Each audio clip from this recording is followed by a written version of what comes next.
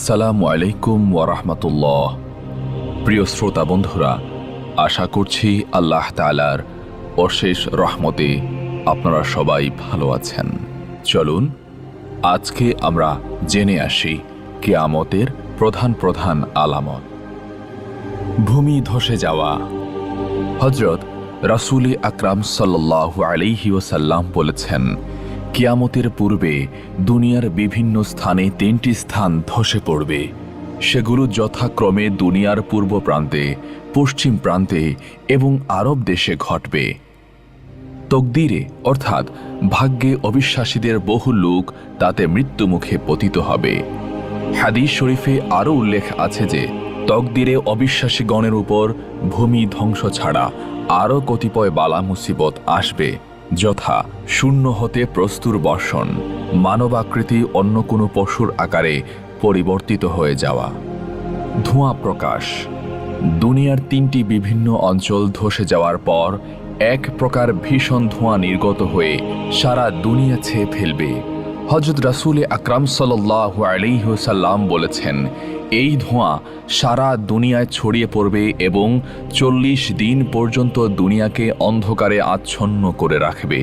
তাতে দুনিয়ার প্রায় সকলেই বিবিধ রোগে আক্রান্ত হবে। মুসলমানদের সর্দি, কাশি, মাথা ধরা প্রভৃতি সামান্য অসুখ হবে, কিন্তু কাফের ও মুশরিকগণ এতে অচেতন হয়ে পড়বে। 40 দিন পর আবার দুনিয়া পরিষ্কার হয়ে যাবে। পশ্চিম দিকে সূর্যোদয়। হঠাৎ একবার জিলহজ মাসের 10 তারিখ দিবাগত রাত্রে এত অধিক দীর্ঘ হবে যে শিশুগণ নিদ্রা থেকে উঠে জেগে ছটফট করতে থাকবে। গরু, মহিষ প্রভৃতি গৃহপালিত পশু মাঠে যাওয়ার জন্য অস্থির হয়ে চিৎকার শুরু করবে। মানুষ ভীত ও চিন্তিত হয়ে চিৎকার ও কোলাহল শুরু করে দেবে। ঈমানদারগণ ইস্তেগফার পাঠ করতে থাকবে। অবশেষে 3 কি 4 দিবারাত্রির সমান সময় অতিবাহিত হওয়ার পর পশ্চিম দিক হতে সূর্যোদয় হবে। সকলেই কিয়ামতে বিশ্বাস করে অনেকেই তওবা করতে থাকবে, কিন্তু পশ্চিম সূর্যোদয় হওয়ার পর কারো তওবা কবুল হবে না। এরপর হতে আবার স্বাভাবিকভাবে পূর্ব দিক হতে সূর্য উদিত হতে থাকবে। দাব্বাতুল আরদ। দাব্বাতুল আরদের আবির্ভাব সম্বন্ধে আল্লাহ তাআলা কুরআন শরীফের সূরা নামলে বলেছেন, যখন কিয়ামতের ওয়াদা পূর্ণ করার সময় নিকটবর্তী হবে, আমি তখন দাব্বাতুল আরদ প্রকাশ করব। সে মানুষের সঙ্গে কথাবার্তা বলবে, তথাপি মানুষ আল্লাহর আয়াতে বিশ্বাস করে না। দাব্বাতুল আরদ এক প্রকার অদ্ভুত জীব। এর শারীরিক গঠনের সাথে 7 প্রকারের প্রাণীর সামঞ্জস্য থাকবে, যথা মুখমণ্ডল মানুষের মতো, পা উটের মতো, ঘাড় ঘোড়ার মতো, লেজ গরুর মতো, পাঁজর হরিণের মতো, শিং বারশিংহ হরিণের মতো এবং হাত বানরের মতো। পশ্চিম দিক হতে সূর্যোদয়ের পর এ নিয়ে মানুষের মধ্যে নানারূপ জল্পনা কল্পনা চলতে থাকবে। সেই সময় একটা ভীষণ ভূমিকম্প হবে। ভূমিকম্পের ফলে মক্কায় সাফা পাহাড় ফেটে ভিতর হতে অদ্ভুত প্রাণী বের হয়ে আসবে। এই প্রাণী মানুষের সাথে অবিকল মানুষের মতোই কথা বলবে। তার এক হাতে হযরত মূসা আলাইহিস সালামের লাঠি এবং অপর হাতে হযরত সুলাইমান আলাইহিস সালামের আংটি থাকবে। প্রাণীটি এত দ্রুতগামী হবে যে কেউ অতি দ্রুত দৌড়িয়েও তাকে ধরতে পারবে না, আবার তার সম্মুখ থেকে কেউ পালিয়েও যেতে পারবে না। সে প্রত্যেক মানুষের কপালে তার লাঠির দ্বারা একটি করে দাগ দিবে। ঈমানদার লোকদের কপালে দাগ দেওয়ার সঙ্গে সঙ্গে তাদের চেহারা চন্দ্রের মতো উজ্জ্বল আলোকময় হবে এবং কাফের ও মুশরিকদের কপালে দাগ দেওয়ার সঙ্গে সঙ্গে তাদের চেহারা ভয়ানক কালো ও কুৎসিত হয়ে যাবে। অতি অল্প সময়ের মধ্যে প্রত্যেকটি মানুষের কপালে একটি করে দাগ দিয়ে যাবে, যার ফলে দুনিয়ার যাবতীয় মানুষ ঈমানদার ও বেঈমান এই 2টি শ্রেণীতে বিভক্ত হয়ে যাবে। এরপরেই সে অদৃশ্য হয়ে যাবে। দক্ষিণের বায়ু প্রবাহ।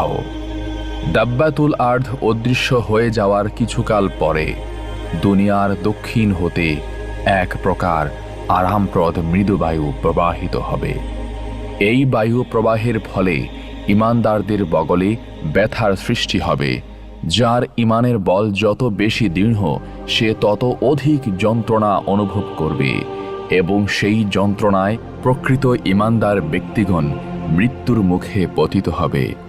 এ সম্বন্ধে হযরত রাসূলুল্লাহ সাল্লাল্লাহু আলাইহি ওয়াসাল্লাম বলেছেন, আল্লাহ তাআলা দক্ষিণ দিক হতে এক প্রকার বায়ু প্রেরণ করবেন, উহার সংস্পর্শে ঈমানদার লোকগণ মৃত্যুমুখে পতিত হবে। হাদিসে বর্ণিত আছে, এ সময় জীবজন্তু, পাথরের টুকরা, চাবুক, জুতার ফিতা প্রভৃতি বহু জিনিস মানুষের মতো বাক শক্তি লাভ করে গৃহের সমস্ত সংবাদ এবং যাবতীয় গোপন তথ্য অন্যকে বলে দেবে। দক্ষিণ বায়ু প্রবাহিত হওয়ার পর পৃথিবী ঈমানদার শূন্য হয়ে যাবে এবং সারা পৃথিবীতে হাবশীদের রাজ্য প্রতিষ্ঠিত হবে। তারা খানায়ে কাবা ভেঙে ফেলবে এবং হজ বন্ধ হয়ে যাবে। তখন মানুষের অন্তঃকরণ, জিহ্বা ও কাগজ হতে কোরআন শরীফ উঠিয়ে নেওয়া হবে। আল্লাহর স্মরণ ও আখিরাতের কথা আর কারো মনে উদয় হবে না। যাদের হাতে দেশের শাসন ক্ষমতা থাকবে, তারা জনসাধারণের উপর ভীষণ অবিচার ও অত্যাচার চালাতে থাকবে। জনসাধারণ পরস্পরের সাথে সর্বদা বিবাদে জড়িত থাকবে। পথে ঘাটে ও উন্মুক্ত মাঠে যেখানে সেখানে জেনা ও বেভিচার চলতে থাকবে। লোকের লজ্জা শরম বলতে কোনো কিছুই থাকবে না। আইন কানুন বলতে কোনো কিছুরই অস্তিত্ব থাকবে না। সঙ্গমের মাত্রা বেড়ে যাবে, অথচ সন্তান উৎপাদনের হার যথেষ্ট কমে যাবে। হযরত রাসূল আকরাম সাল্লাল্লাহু আলাইহি ওয়াসাল্লাম বলেছেন, ওই সময় পর্যন্ত কিয়ামত হবে না যে পর্যন্ত পৃথিবীর বুকে আল্লাহ শব্দ উচ্চারণ করার মতো কেউই জীবিত থাকবে না। শয়তান তখন আফসোস করে বলবে, মানুষ কেন তাদের পূর্বপুরুষের ধর্ম মূর্তি পূজা ত্যাগ করল? অর্থাৎ সে সময় আল্লাহর ইবাদত করা তো দূরের কথা, দেবদেবীর পূজা করার কথাও আর কারো মনে উদয় হবে না। দুনিয়ার অন্যান্য অংশের তুলনায় সেই সময় শ্যাম দেশে কিছুটা শান্তি বজায় থাকবে। সেজন্য শান্তিপ্রিয় লোকগণ শ্যাম দেশে চলে যাবে। দক্ষিণ দিক হতে অগ্নিপ্রবাহ। দক্ষিণ দিক হতে বায়ু প্রবাহিত হয়ে যাবতীয় ঈমানদারদের মৃত্যুর কিছুদিন পর সেদিন থেকেই একটি অগ্নিকুণ্ড মানুষের দিকে এগিয়ে এসে মানুষের পশ্চাৎধাবন করবে। সে অগ্নি সকাল থেকে দুপুর পর্যন্ত মানুষকে তাড়া করবে, কিন্তু মানুষ দৌড়াতে দৌড়াতে দ্বিপ্রহরে যখন শ্রান্ত ও ক্লান্ত হয়ে পড়বে, তখন অগ্নিকুণ্ড তাকে বিতাড়ন করা হতে বিরত থাকবে। কিছুক্ষণ বিশ্রাম নেয়ার পরই উক্ত অগ্নি তাদেরকে আবার তাড়াতে আরম্ভ করবে। সন্ধ্যার সময় তা আবার ক্ষান্ত হবে। এভাবে ছুটতে ছুটতে সব মানুষ যখন সিরিয়ায় এসে জমা হবে, তখন উক্ত অগ্নিকুণ্ড অদৃশ্য হয়ে যাবে। তৎপর কতক লোক আপন আপন দেশে ফিরে যাবে এবং কতক লোক সিরিয়ায় থেকে যাবে। কিয়ামতের আলামত সমূহের মধ্যে ইহাই সর্বশেষ আলামত। এরপরে একদিন 10 মুহররম শুক্রবার হযরত ইসরাফিল আলাইহিস সালাম তাঁর শিঙায় ফুঁক দিবেন এবং সমস্ত পৃথিবী ধ্বংস হয়ে যাবে। এ সম্পর্কে আল্লাহ তাআলা তার পবিত্র কালাম কুরআন মাজিদে ঘোষণা করেছেন, যখন শিঙায় ফুঁক দেয়া হবে তখন আসমান ও জমিনে যা কিছু আছে সবই ধ্বংস হয়ে যাবে, কিন্তু আল্লাহ যাকে ইচ্ছা করেন শুধু তাকেই জীবিত রাখবেন। হাদিস শরীফে বর্ণিত আছে, ইসরাফিল ফেরেশতা ছুর বা শিঙায় মুখ লাগিয়ে আল্লাহ তাআলার আদেশের প্রতীক্ষায় আছে। যেই মাত্র আল্লাহর আদেশ হবে তৎক্ষণাৎ সে শিঙায় ফুঁক প্রদান করবে। এই সম্বন্ধে হযরত রাসূলুল্লাহ সাল্লাল্লাহু আলাইহি ওয়াসাল্লাম বলেছেন, যে আল্লাহ পাকের হাতে আমার জান রয়েছে, আমি তার কসম করে বলছি যে সেদিন ইসরাফিল আলাইহিস সালাম তার শিঙায় ফুঁক প্রদান করবে, তখনই কিয়ামত আরম্ভ হবে। সেই সময় যে ব্যক্তি খাদ্য মুখে দিয়েছে সে তা গিলতে পারবে না, যে কাপড় পরতে আরম্ভ করেছে সে উহা পরে শেষ করার সময় পাবে না, ইতিমধ্যেই সকল অজ্ঞান হয়ে পড়ে যাবে। ইসরাফিল আলাইহিস সালাম শিঙায় ফুঁক দেয়া মাত্র সারা দুনিয়া ব্যাপী এক মহা স্থূলস্থূল পড়ে যাবে, আকাশ ফেটে যাবে, চন্দ্র সূর্য গ্রহ নক্ষত্র কক্ষচ্যুত হবে, পাহাড় পর্বত চূর্ণ বিচূর্ণ হয়ে তুলার মতো উড়ে যাবে, নদ নদী এবং সমুদ্র শুকিয়ে যাবে, গর্ভবতী স্ত্রীলোকদের গর্ভপাত হয়ে যাবে, ভয়ে বালক বালিকাগণ বৃদ্ধের ন্যায় হয়ে যাবে। সেই সময় পাপাত্মা শয়তান দুনিয়ার এক প্রান্ত হতে অপর প্রান্ত পর্যন্ত দৌড়াদৌড়ি করতে থাকবে, কিন্তু কোথাও পালাবার স্থান খুঁজে পাবে না। মানব দানব জিন পরি পশু পক্ষী প্রভৃতি সমস্ত জিন জন্তু অজ্ঞান হয়ে যাবে, অবশেষে সকলেই মৃত্যুমুখে পতিত হবে। ভীষণ ভূমিকম্পে সমস্ত দুনিয়ার মাটি উলট পালট হয়ে যাবে, এমনকি উপরের মাটি 40 গজ নিচে চলে যাবে এবং 40 গজ নিচের মাটি উপরে উঠে আসবে। সেই সঙ্গে দুনিয়ার যাবতীয় জীবজন্তুর মৃতদেহ, গাছপালা, বাড়িঘর, দালান কোঠা, এক কথায় দুনিয়ার প্রত্যেকটি জিনিস মাটির ভিতরে প্রথিত হয়ে যাবে। সমগ্র দুনিয়ার গাছপালা তরুলতা জনপ্রাণীহীন এক বিশাল সমতল মরুভূমিতে পরিণত হবে। সমগ্র দুনিয়ার কোথাও একটি প্রাণী, এক বিন্দু ছায়া বা এক ফোঁটা পানি থাকবে না। তখন পর্যন্ত আল্লাহ পাকের আরশবাহী 8 জন ফেরেশতা হযরত জিব্রাইল, হযরত মিকাইল, হযরত ইসরাফিল, হযরত আজরাইল আলাইহিস সালাম এবং পাপাত্মা শয়তান জীবিত থাকবে। অতঃপর আল্লাহ তাআলা মালাকুল মউতকে বলবেন, হে আজরাইল, আমি দুনিয়াতে যত সংখ্যক প্রাণী সৃষ্টি করেছি ঠিক তত সংখ্যক তোমার সাহায্যকারী ফেরেশতা সৃষ্টি করেছি। আজ তুমি তোমার সাহায্যকারী যাবতীয় ফেরেশতা সহ যে পাপাত্মা শয়তানের জান কবজ করো। দুনিয়া সৃষ্টির প্রারম্ভ হতে কিয়ামত পর্যন্ত যাবতীয় জিনের জান কবজ করতে তুমি যে পরিমাণ কষ্ট দিয়েছ, উহার 4 গুণ শাস্তি দিয়ে আজ শয়তানে প্রাণ বের করো। আল্লাহর আদেশে মালাকুল মউত এমন ভীষণ অগ্নিমূর্তি ধারণ করবেন যে তার সেই মূর্তি দর্শন করা মাত্রই দুনিয়ার যে কোনো জিন, মানব বা দৈত্য দানব মৃত্যুমুখে পতিত হতো। মালাকুল মউত জাহান্নাম হতে 70,000 অগ্নিময় শিকল সহ লক্ষ লক্ষ ফেরেশতা সঙ্গে নিয়ে পাপাত্মা শয়তানের জান কবজ করতে রওনা হবেন। শয়তান মালাকুল মউতকে দেখিবা মাত্র দৌড়ে পলায়ন করতে চেষ্টা করবে। মালাকুল মউত তাকে সম্বোধন করে বলবে, হে পাপিষ্ঠ, তুই দুনিয়ার অগণিত মানুষকে সৎ পথ হতে ভ্রষ্ট করেছিস। আজ তোকে তোর সে কৃতকাজের ফল ভোগ করতে হবে।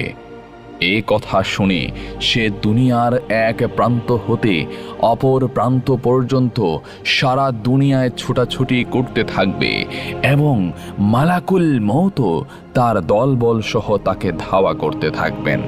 পাপাত্মা শয়তান অবশেষে শ্রান্ত ও ক্লান্ত হয়ে হযরত আদম আলাইহিস সালামের নিকট এসে দাঁড়িয়ে বলতে থাকবে, হে আদম, তোমারই জন্য আজ আমি মহাপাপী, তোমারই জন্য আমার এই দুর্দশা। এই কথা বলতে না বলতেই মালাকুল মউত দলবল সহ তথায় উপস্থিত হয়ে শয়তানকে শৃঙ্খলাবদ্ধ করবেন এবং জাহান্নাম হতে আনিত অগ্নির পিয়ালা পান করাবেন। উহা পান করা মাত্রই শয়তান এমন ভীষণ শব্দে একটি চিৎকার করবে যে সেই সময় দুনিয়ার জিন মানব বর্তমান থাকলে শয়তানের এই চিৎকারেই সকলে মৃত্যুমুখে পতিত হতো। তৎপর অত্যন্ত কঠোর শাস্তির সহিত মালাকুল মউত তার জান কবজ করবেন। এরপর মালাকুল মউত একে একে যাবতীয় ফেরেশতারা জান কবজ করবেন। তখন আল্লাহ তাআলা জিজ্ঞেস করবেন, হে আজরাইল, এখন আমার সৃষ্টির মধ্যে কে বর্তমান আছে? মালাকুল মউত উত্তরে বলবে, হে পরওয়ারদিগারে আলম, আপনি চিরজীবিত আছেন এবং থাকবেন। তাছাড়া আপনার একমাত্র গুনাহগার বান্দা আমি জীবিত আছি। তখন আল্লাহ তাআলা বলবেন, হে আজরাইল, নিশ্চয় তুমি কুল্লু নাফসিন যায়িকাতুল মাউত, অর্থাৎ প্রত্যেক প্রাণীকেই মৃত্যুর স্বাদ গ্রহণ করতে হবে। আমার এই বাণী শ্রবণ করেছ, অতএব এখন নিজ হাতে নিজের জান কবজ করো। তখন মালাকুল মউত নিজ হাতে নিজের জান কবজ করে মৃত্যুমুখে পতিত হবে। অতঃপর 40,000 বৎসর পর্যন্ত এক আল্লাহ ব্যতীত আর কোনো কিছুরই অস্তিত্ব থাকবে না। তখন আল্লাহ তাআলা আসমান ও জমিনকে সম্বোধন করে বলবেন, এখন আসমান ও জমিনে কার বাদশাহী, যারা ক্ষমতা ও ধনের গর্বে গর্বিত হয়ে ধরাকে সারা জ্ঞান করত, যারা আমার রাজ্যে বাস করে আমার নিয়ামত উপভোগ করে আমারই বিরুদ্ধাচরণ করত, আজ তারা কোথায়? যখন কেউই এর উত্তর প্রদান করবে না, তখন আল্লাহ তাআলা পুনরায় বলবেন, আজ কেউ নেই আমার বিরুদ্ধাচরণ করবার, কেউ নেই আমার নাফরমানি করবার। বিশ্বজগৎ একমাত্র আমারই রাজ্য, আর আমি এর একমাত্র সার্বভৌম প্রভু। তো বন্ধুরা, এই ছিল কিয়ামতের প্রধান প্রধান আলামত। ইনশাআল্লাহ সামনে আরো গুরুত্বপূর্ণ বিষয় নিয়ে আপনাদের মাঝে হাজির হচ্ছি আমি, আহমদ নিয়াজ। ইনশাআল্লাহ সে পর্যন্ত ভালো থাকবেন, সুস্থ থাকবেন। মা আসসালাম।